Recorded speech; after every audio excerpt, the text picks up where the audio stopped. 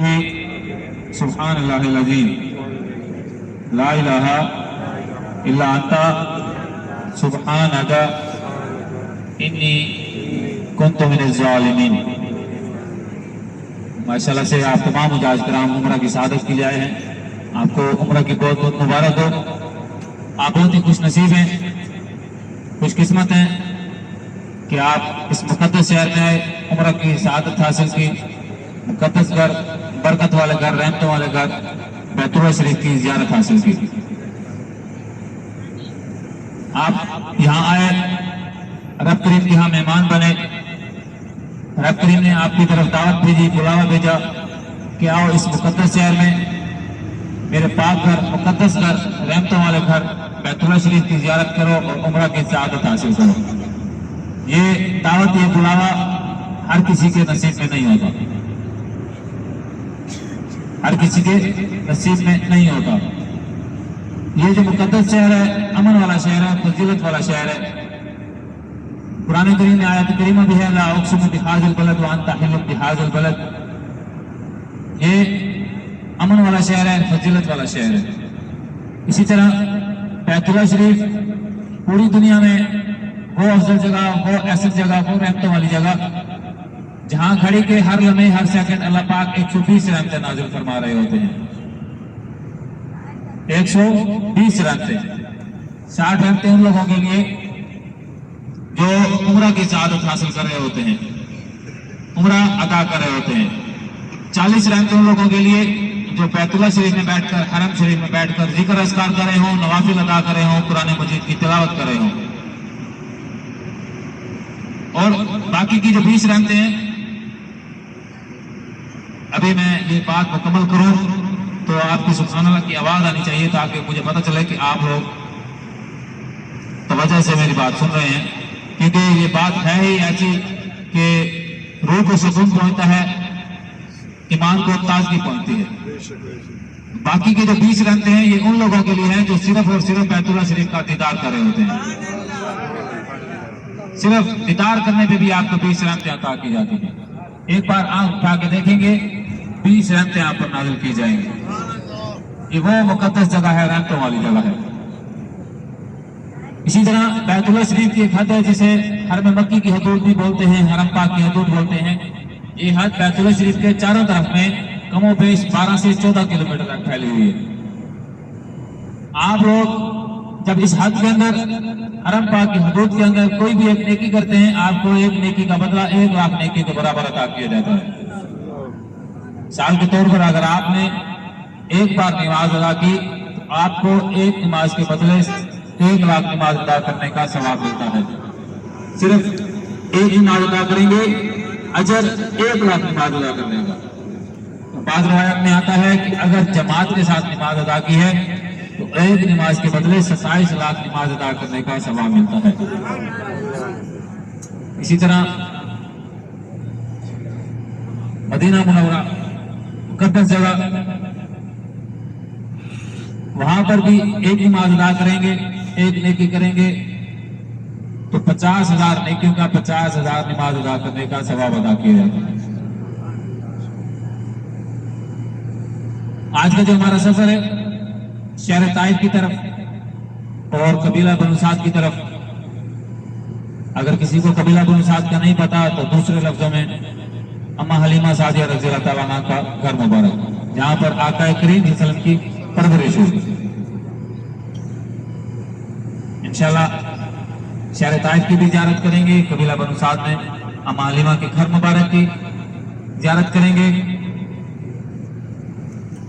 طائف یہ مکہ مکرمہ سے کم و بیش 100 سے 110 کلومیٹر دور ہے، اور جو قبیلہ بنو سعد ہے یہ کم و بیش جو ہے 160 کلومیٹر دور ہے، کم و بیش 160 سے 170 کلومیٹر دور ہے قبیلہ بنو سعد، اور طائف جو ہے وہ پہلے آتا ہے 100 سے 110 کلومیٹر دور ہے مکہ مکرمہ سے، اور کم و بیش 5000 فٹ کی بلندی پر واقع ہے۔ ہمارے پیارے آقا کریم صلی اللہ علیہ وسلم نے پاک درود پڑھ لیں۔ اللهم صل على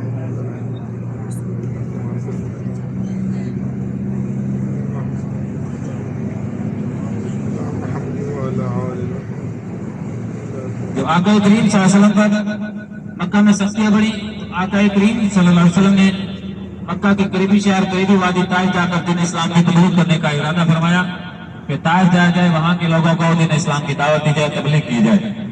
नबूवत का 10वां साल शवाल मुकर्रम का महीना आका करीम सल्लल्लाहु अलैहि वसल्लम ने अपने साथ अपने आजाद करदा गुलाम सहाबी रसूल हजरत ज़ैद बिन अरसा रज़ियल्लाहु तआला अन्हु को अपने साथ लिया और शहर ताइफ की तरफ चल दिए। आका करीम सल्लल्लाहु अलैहि वसल्लम ने जब शहर ताइफ की तरफ सफर करने का इरादा फरमाया तो आप सल्लल्लाहु अलैहि वसल्लम को इस सफर तय करने में कई दिन लगे। आज अपनी आंखों से देखेंगे आप लोग कि कैसे रास्ते, चट्टाने, पथरीले रास्ते, सरा और 1400 साल से पहले का अरसा जरा ज़हन में लाएं, ज़हन पर जोर डालें कि क्या आलम होगा उस टाइम। आज तो हम बगैर किसी तकलीफ के, परेशानी के, आराम का गाड़ी में, एसी वाली गाड़ी में जा रहे हैं। ताइफ का जो हमारा सफर है वो 2 घंटे का है और बुलंद साहब जो है इंशाल्लाह हम 3 घंटे में पहुंचेंगे। लेकिन जब आका करीम सल्लल्लाहु अलैहि वसल्लम ताइफ के लिए रवाना हुए, ताइफ पहुंचे तो उन्हें कई दिन लगे ये सफर तय करने में। ये हमें जो नेमतें, ये आसाइशें मुयस्सर है, ये सिर्फ और सिर्फ आका करीम सल्लल्लाहु अलैहि वसल्लम की बदौलत, इस्लाम की बदौलत। कई दिनों का सफर तय करने के बाद आका करीम सल्लल्लाहु अलैहि वसल्लम जब सारे ताइफ पहुंचे तो वहां के मशहूर कबीला बनु सकीफ के सरदारों से मिले। वो सरदार आपस में 3 भाई थे, अब्द अलील, मसूद और हबीब। आप सल्लल्लाहु अलैहि वसल्लम उन्हें मिले, उन्हें दीन इस्लाम की दावत दी, फरमाया कि दीन इस्लाम कबूल कर लो।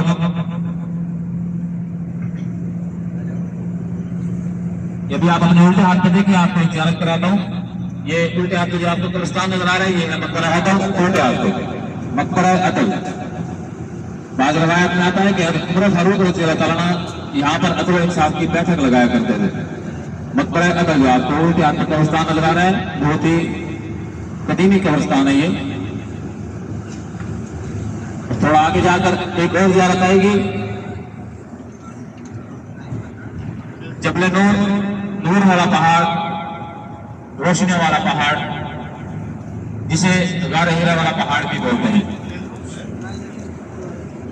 गारे हीरा जहाँ आका करीम सल्लल्लाहु अलैहि वसल्लम कई दिन कई रातें क़याम करते, अल्लाह पाक की इबादत करते। उम्मुल मोमिनीन हजरत खदीजतुल कुबरा रज़ियल्लाहु तआला अन्हा आप सल्लल्लाहु अलैहि वसल्लम के लिए गारे हीरा में खाना बना कर लाती। जबल नूर, गारे हीरा वाला पहाड़, जहाँ पर आप सल्लल्लाहु अलैहि वसल्लम पर पहली वही नाज़िल फरमाई गई। कुरान पाक की आयत इक़रा बिस्मि रब्बिकल लज़ी खलक़ इसी पहाड़ पर ही गारे हीरा में ही नाज़िल फरमाई गई। ये भी तो आगे जाके आएगा ऊंट की कोहन में, आपके शायद पीछे वालों को नजर भी आ रहा होगा। ये ऊंट की कोहन में आगे एक पहाड़ नजर आ रहा है आपको सामने, जी गारे हीरा वाला पहाड़, जबल नूर।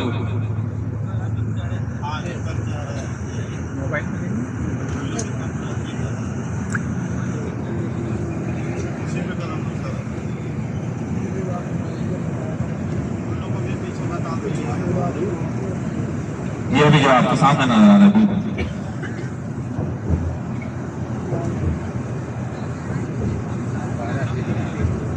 अगर किसी ने गारे हीरा में जाना हो तो कम से 2 से 2.5 घंटे लगते हैं, 2 घंटे लग जाते हैं सेहतमंद बंदे को। रास्ता बना हुआ है जाने का। बेहतरीन जो वक्त है वो असर के बाद का है। वैसे ये बिल्कुल सीधे अभी आपको सामने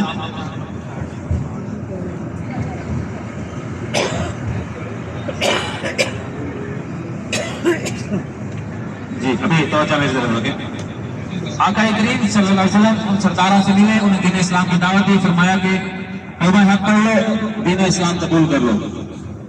उन सरदार भाई ने आप की पाकनामानी दावत कबूल ना की। तो आप सल्लल्लाहु अलैहि वसल्लम ने समझाया कि अल्लाह वाहदहु ला शरीक है, उसका कोई माबूद नहीं, कोई शरीक नहीं है। कलमा पढ़ लो, पिछले जितने भी गुनाह किए हैं बख्श दिए जाएंगे, माफ कर दिए जाएंगे। मैं अल्लाह की तरफ से भेजा गया आखिरी रसूल हूँ, आखिरी नबी हूँ, मेरे बाद कोई नबी कोई रसूल नहीं आएगा। दीन इस्लाम कबूल कर लो, कामयाबी पाओगे, फलाह पाओगे, दुनिया और आखिरत संवर जाएगी। लेकिन उन सरदार भाइयों ने फिर भी आप की बात ना मानी, दावत कबूल ना की, इस्लाम कबूल ना किया। آپ صلی اللہ علیہ وسلم نے جب دیکھا کہ یہ لوگ میری بات نہیں مان رہے تو آپ صلی اللہ علیہ وسلم نے وہاں سے جانے کا ارادہ فرمایا کہ عام لوگوں کی طرف جایا جائے اور انہیں دین اسلام کی دعوت دی جائے. ہو سکتا ہے وہ لوگ میری بات مان لیں, عام لوگ میری بات مان لیں.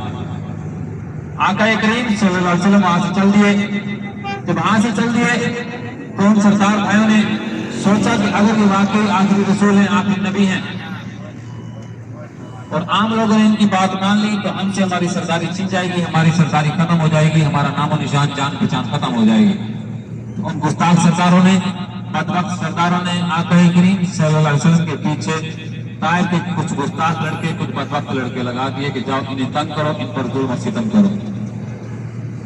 ان گستاخ لڑکوں نے, بدبخت لڑکوں نے آقا کریم صلی اللہ علیہ وسلم کو تنگ کرنا شروع کر دیا, ظلم و ستم شروع کر دیا. اللہ اکبر. انہوں نے آقا کریم صلی اللہ علیہ وسلم کو پتھر مارنا شروع کر دیے. ایک پتھر نہیں, دو نہیں, تین نہیں, اتنے پتھر مارے, اتنے پتھر برسائے کہ آقا کریم صلی اللہ علیہ وسلم سر سے لے کر پاؤں تک زخمی ہو گئے. ایک بار ام المومنین حضرت عائشہ صدیقہ رضی اللہ تعالیٰ عنہ نے آپ سے سوال کیا تھا کہ آپ کی زندگی کا سب سے مشکل ترین سفر کون سا ہے؟ آپ کی زندگی کا سب سے مشکل ترین سفر. آقا کریم صلی اللہ علیہ وسلم نے جواب دیا, میری زندگی کا سب سے مشکل ترین سفر جب میں شہر طائف دین اسلام کی تبلیغ کے لیے گیا. تو ذرا سوچیں اسلام کے لیے ہمارے لیے کتنی تکالیف, کتنی عزیزیں, کتنے دکھ در سہے. ان گستاخ لڑکوں نے پتھر برسانا شروع کیے, سر سے لے کر پاؤں تک زخمی ہوئے, جسم مبارک سے خون بہنے لگا. اتنا خون بہا کہ نالین مبارک, جوتا مبارک خون سے بھر گیا. حضرت زید بن حارثہ رضی اللہ تعالیٰ یہ آپ وسلم کو بچاتے بچاتے زخمی ہو گئے. ان گستاخ لڑکوں نے, بدبخت لڑکوں نے اتنا ظلم, اتنا ستم کیا. آقا کریم صلی اللہ علیہ وسلم جب زخمی حالت میں زمین پر بیٹھتے تھے تو وہ گستاخ لڑکے آقا کریم صلی اللہ علیہ وسلم کو بالوں سے پکڑتے, کھڑا کرتے, چلنے کا کہتے اور پھر سے پتھر مارنا شروع کرتے.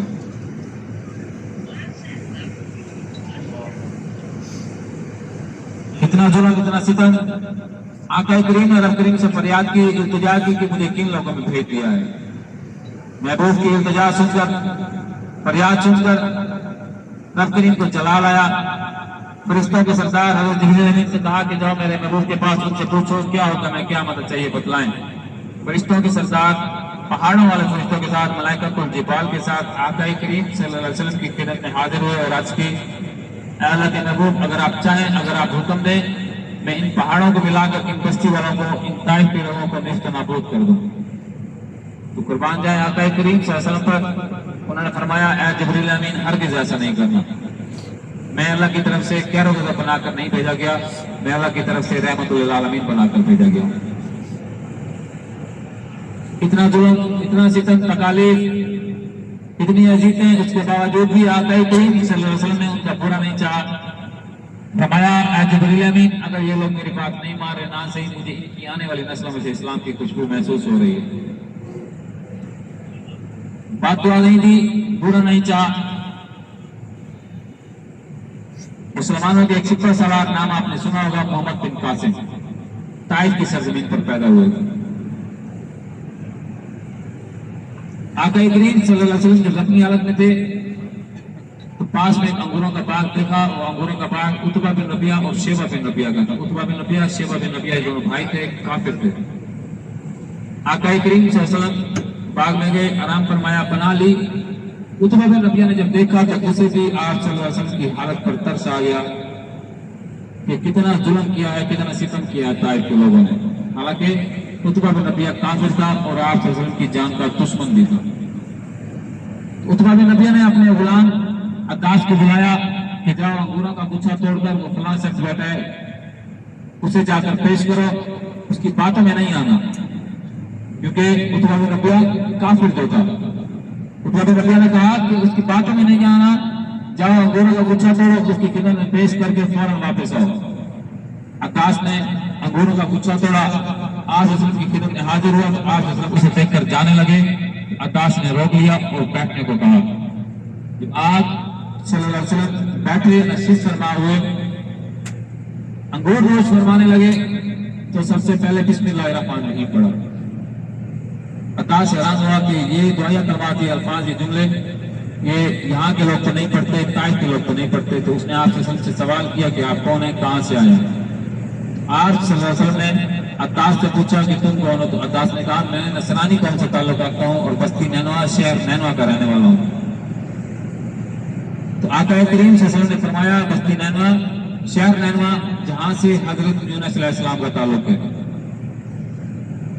یاد رکھیں حضرت یونس علیہ السلام اللہ کے وہ نبی وہ پیغمبر جو 40 دن تک مچھلی کے پیٹ میں اللہ کے حکم سے زندہ رہے تھے۔ 40 دن تک اللہ کے حکم سے مچھلی کے پیٹ میں زندہ رہے تھے حضرت یونس علیہ السلام۔ تو جب آج حضرت کی زبان مبارک سے حضرت یونس علیہ السلام کا نام سنا تو عطاس مزید حیران ہوا کہ آپ اتنی دور حضرت یونس علیہ السلام کو کیسے جانتے ہیں؟ آقا کریم صلی اللہ علیہ وسلم نے جواب دیا حضرت یونس علیہ السلام بھی اللہ کے نبی ہیں اور میں بھی اللہ کا نبی ہوں۔ نبی نبی بھائی ہوتا ہے، میں اللہ کی طرف سے بھیجا گیا آخری رسول ہوں، آخری نبی ہوں۔ تو عطاس جسے اس کے آقا نے حکم دیا تھا کہ بات نہیں ماننی، انگور دے کر فوراً واپس آنا ہے، تو اس نے فوراً ہی آقا کریم صلی اللہ علیہ وسلم کے ہاتھ پاؤں چومنا شروع کر دیے اور عرض کی کہ مجھے کلمہ پڑھائیں، میں مسلمان ہونا چاہتا ہوں۔ عطاس سب سے پہلے نوجوان، سب سے پہلے صحابی رسول جنہوں نے طائف کی سرزمین پر سب سے پہلے دین اسلام قبول کیا، کلمہ حق پڑھا۔ آج اسی انگوروں کے باغ میں ایک مسجد بھی تعمیر ہے جسے مسجد عطاس کہتے ہیں، حضرت عطاس رضی اللہ تعالیٰ عنہ کے نام سے منسوب۔ طائف میں کئی دن تبلیغ اسلام کے بعد آقا کریم صلی اللہ علیہ وسلم مکہ کی طرف واپس لوٹے۔ انشاءاللہ طائف کی جو بھی زیارت آئیں گے ان کی تاریخ، ان کی فضیلت کے بارے میں بھی آپ کو بتایا جائے گا۔ اور پھر ہماری اگلی زیارت ہوں گی قبیلہ بنو سعد کی طرف، جہاں پر آقا کریم صلی اللہ علیہ وسلم کا بچپن مبارک گزرا، پرورش کی گئی، جہاں پر شق صدر کا واقعہ ہوا۔ پہلی بار شق صدر کا واقعہ ہوا۔ شق صدر یعنی کہ آقا کریم صلی اللہ علیہ وسلم کا سینہ مبارک چاک کیا گیا۔ حضرت جبریل امین نے آپ صلی اللہ علیہ وسلم کا سینہ مبارک چاک کیا، سونے کے کشت میں رکھا، دل کو باہر نکالا، آب زمزم کے پانی سے دھویا اور نور سے منور فرمایا۔ جب آقا کریم صلی اللہ علیہ وسلم کی عمر لگ بھگ 4 سال تھی، قبیلہ بنو سعد اماں حلیمہ سعدیہ کا وہ مبارک گھر جہاں آقا کریم صلی اللہ علیہ وسلم کی پرورش ہوئی۔ اماں حلیمہ جب آقا کریم صلی اللہ علیہ وسلم کو لینے کے لیے مکہ کی طرف آئیں تو وہ جس اونٹنی پر تھی وہ اونٹنی نہایت بیمار لاغر تھی، کمزور تھی۔ لیکن جب اماں حلیمہ نے آپ صلی اللہ علیہ وسلم کو گود لیا اور واپس اپنے قبیلے کی طرف جانے لگی تو سب سے آگے وہی اونٹنی تھی جس پر آقا کریم صلی اللہ علیہ وسلم سوار تھے، سب سے آگے۔ اماں حلیمہ فرماتی ہیں کہ آقا کریم صلی اللہ علیہ وسلم کو گود لینے سے پہلے قبیلہ بنو سعد میں یہاں کے علاقے میں قحط سالی تھی، خشک سالی تھی، زمینیں کاشت نہیں ہو رہی تھی، فصلیں نہیں دے رہی تھی، یہاں کے مویشی ان کا دودھ خشک ہو گیا تھا، دودھ دینا بند کر دیا تھا۔ لیکن جب آقا کریم صلی اللہ علیہ وسلم نے اس زمین پر اپنے مبارک قدم رکھے، آقا کریم صلی اللہ علیہ وسلم کو جب یہاں لایا گیا تو خشک سالی قحط سالی جاتی رہی، زمینیں سرسبز ہو گئیں، شاداب ہو گئیں، فصلیں اگنے لگیں اور مال مویشی جو ہے دودھ دینے لگے۔ اماں حلیمہ فرماتی ہیں جب تک آقا کریم صلی اللہ علیہ وسلم میرے مبارک گھر میں رہے مجھے کبھی چراغوں کو جلانے کی نوبت نہ آتی، سبحان اللہ، چراغوں کو جلانے کی نوبت نہ آتی، سبحان اللہ۔ اتنا نور۔ انشاءاللہ اماں حلیمہ سعدیہ رضی اللہ تعالیٰ کے گھر مبارک کی زیارت کریں گے اور اس جگہ کی زیارت کرواؤں گا جہاں پر شق صدر کا واقعہ ہوا۔ ان زیارتوں کے بعد جو ہے واپسی پہ میقات کرمن منازل جسے مسجد اسیل کبیر بھی کہتے ہیں، یہ 5 بڑی میقات میں سے ایک میقات ہے جہاں سے آپ لوگ جو ہے عمرہ کی نیت سے احرام باندھیں گے۔ یہاں سے احرام باندھنا لازمی ہوتا ہے، جو لوگ عمرہ کی نیت سے آئیں اور میقات کی حد سے بھی آگے جائیں یا میقات کی حد میں آئیں اور واپسی مکہ مکرمہ کی طرف لوٹنا چاہیں تو عمرہ کرنا لازمی ہوتا ہے۔ अगर किसी के पास एहराम नहीं है तो वो मिकात से मिल जाते हैं। ये बहुत बड़ी मिकात है, जैसा कि मदीना मुनव्वरा की मिकात है। जैसा कि मदीना मुनव्वरा की बड़ी मिकात है, ये ताइफ की मिकात भी बहुत बड़ी मिकात है। पांचों बड़ी मिकात में से एक मिकात है।